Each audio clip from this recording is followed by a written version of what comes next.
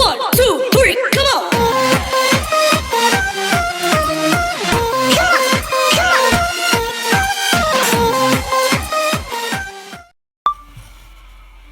Assalamualaikum warahmatullahi wabarakatuh. Nama saya Avantio Adam Ramanda dengan NIM B119190, jurusan Hukum Universitas Jambi. Baiklah, saya akan memaparkan mengenai salah satu materi dari Hukum Perdata. Materi yang akan saya jelaskan kali ini yaitu terkait dengan syarat sahnya suatu perjanjian. Sebelum masuk ke syarat sahnya suatu perjanjian, saya akan menjelaskan terlebih dahulu apa itu perjanjian. Menurut pasal 13 KUH Perdata, perjanjian yaitu perbuatan dengan mana satu orang atau lebih mengikatkan dirinya terhadap satu orang lain atau lebih. Dari peristiwa ini, timbullah suatu hubungan hukum antara dua orang atau lebih yang disebut perikatan, yang di dalamnya terdapat hak dan kewajiban masing-masing pihak. Perjanjian merupakan suatu perbuatan hukum yang dilakukan oleh dua orang atau lebih yang memiliki akibat hukum atas hak dan kewajiban bagi para pembuatnya. Dalam suatu perjanjian meliputi kegiatan atau prestasi, di antara lain, yang pertama yaitu menyerahkan sesuatu, misalnya melakukan pembayaran uang. Yang kedua, melakukan sesuatu, misalnya melakukan suatu pekerjaan. Dan yang ketiga, tidak melakukan sesuatu. Misalnya pada hari Minggu adalah hari libur, maka pekerja tidak boleh bekerja. Nah, sekarang kita masuk ke apa sajakah syarat sahnya suatu perjanjian itu.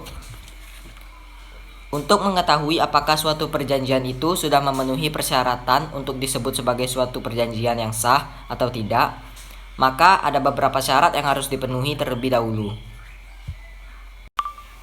Pengaturan mengenai syarat dari suatu perjanjian itu diatur dalam pasal 1320 KUH Perdata. Di dalam pasal ini diatur mengenai 4 syarat sahnya suatu perjanjian. Apa sajakah syarat-syaratnya tersebut? Nah, yang pertama, syarat sahnya suatu perjanjian yaitu sepakat mereka yang mengikatkan dirinya. Kemudian, yang kedua, yaitu kecakapan untuk membuat suatu perikatan. Yang ketiga, yaitu adanya suatu hal tertentu. Dan yang terakhir, yaitu adanya suatu sebab yang diperkenankan. Syarat yang pertama dan yang kedua itu disebut dengan syarat subjektif. Sedangkan syarat yang ketiga dan keempat disebut syarat objektif. Apabila syarat yang pertama dan yang kedua itu tidak terpenuhi, maka suatu perjanjian itu dapat dibatalkan. Artinya, yaitu bahwa salah satu pihak yang terlibat dalam perjanjian itu bisa membatalkan perjanjian yang mereka perbuat. Lalu bagaimana jika syarat yang tidak terpenuhi itu adalah syarat yang ketiga dan keempat? Maka dari awal perjanjian itu sudah dianggap batal demi hukum. Atau dengan kata lain bahwa dari awal perjanjian itu tidak pernah dianggap adanya suatu perjanjian. Nah, untuk lebih memahami mengenai keempat syarat itu, saya akan menjelaskan satu persatu dari 4 syarat tersebut.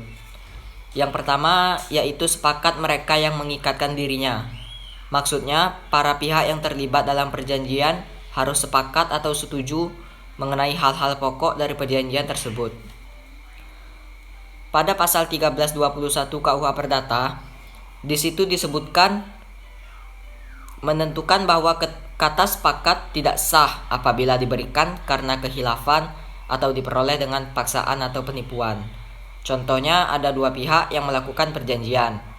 Pada kasus ini, pihak yang pertama melakukan suatu penipuan sehingga perjanjian itu bisa terwujud. Tapi pada kemudian hari, pihak yang kedua ini menemukan bahwa pihak yang pertama ini telah melakukan kecurangan atau tindakan penipuan. Maka perjanjian yang telah ada itu dianggap batal. Suatu perjanjian dianggap cacat atau dianggap tidak ada apabila mengandung paksaan seperti tindakan atau ancaman atau intimidasi mental, kemudian mengandung penipuan, dan mengandung kehilafan atau kesesatan atau kekeliruan. Nah, kemudian kita masuk ke syarat yang kedua, yaitu kecakapan untuk membuat suatu perikatan. Jadi, setiap orang yang mau melakukan perjanjian harus cakap dalam hukum. Menurut pasal 1329 KUH Perdata, setiap orang adalah cakap untuk membuat perikatan, kecuali undang-undang menentukan bahwa ia tidak cakap. Mengenai orang-orang yang tidak cakap untuk membuat perjanjian, dapat ditemukan dalam pasal 1330 KUH Perdata, yaitu yang pertama, orang yang belum dewasa. Menurut KUH Perdata, orang yang sudah dianggap dewasa yaitu orang yang sudah berumur 21 tahun atau sudah menikah. Jadi, walaupun dia belum mencapai umur 21 tahun, tetapi dia sudah menikah, maka dia dianggap sudah dewasa. Kemudian yang kedua, yaitu mereka yang ditaruh di bawah pengampuan. Maksudnya di bawah pengampuan itu ialah ketika dia sudah dewasa tetapi dia itu mempunyai kekurangan.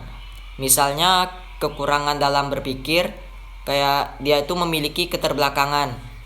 Jadi dia tuh dianggap sebagai tidak cakap hukum sehingga dia tidak bisa membuat suatu perjanjian. Kemudian yang ketiga yaitu orang-orang perempuan yang telah kawin.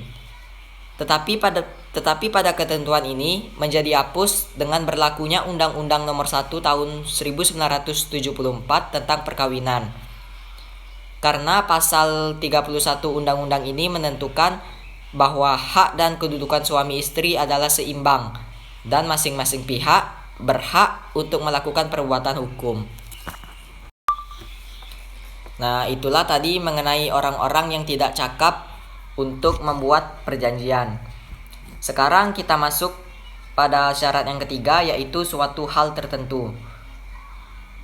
Mengenai hal ini dapat kita temukan dalam pasal 1332 dan 1333 KUH Perdata.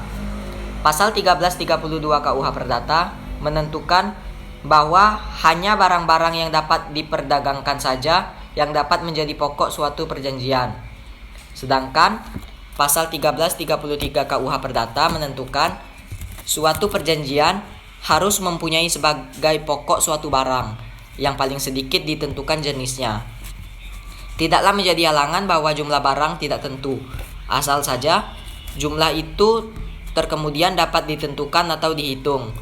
Jadi setidaknya kita tahu hal itu ada jenisnya dan dapat diperjualbelikan. Nah, yang terakhir adalah suatu sebab yang diperkenankan.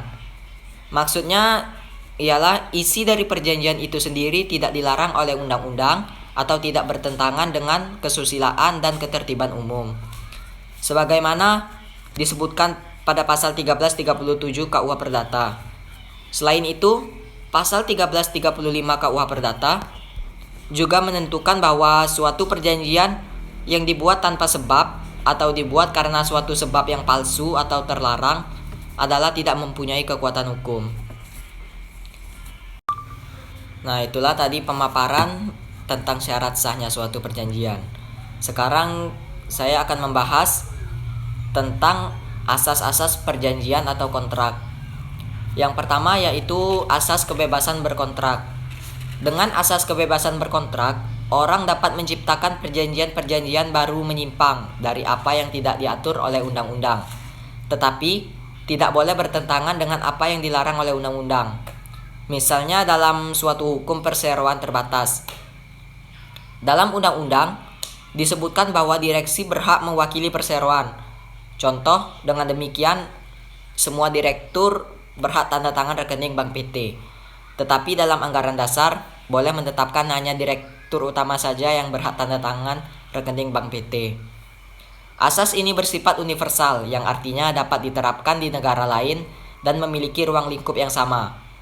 Pasal 1338 ayat 1 KUH Perdata mengakui asas kebebasan berkontrak dengan menyatakan bahwa semua perjanjian yang dimuat secara sah mengikat para pihak sebagai undang-undang. Yang kedua yaitu asas pacta sunt servanda, bahwa setiap perjanjian menjadi hukum yang mengikat bagi para pihak yang melakukan perjanjian. Asas ini menjadi dasar hukum internasional karena termasuk dalam pasal 26 Konvensi Wina tahun 1969 yang menyatakan bahwa Setiap perjanjian mengikat para pihak dan harus dilaksanakan dengan iktikat baik. Kemudian asas yang ketiga yaitu asas konsensualisme. Perjanjian harus didasarkan pada konsensus atau kesepakatan dari pihak-pihak yang membuat perjanjian. Dengan asas konsensualisme, perjanjian dikatakan telah lahir jika ada kata sepakat atau persesuaian kehendak di antara pihak mengenai hal-hal yang pokok dan tidak memerlukan sesuatu formalitas. Berdasarkan asas konsensualisme itu, dianut paham bahwa sumber kewajiban kontraktual adalah bertemunya kehendak atau konsensus para pihak yang membuat kontrak. Itulah tadi mengenai asas-asas perjanjian atau kontrak. Untuk mereview kembali mengenai syarat sahnya suatu perjanjian, maka di sini akan saya ulangi apa sih syarat sah dari suatu perjanjian itu.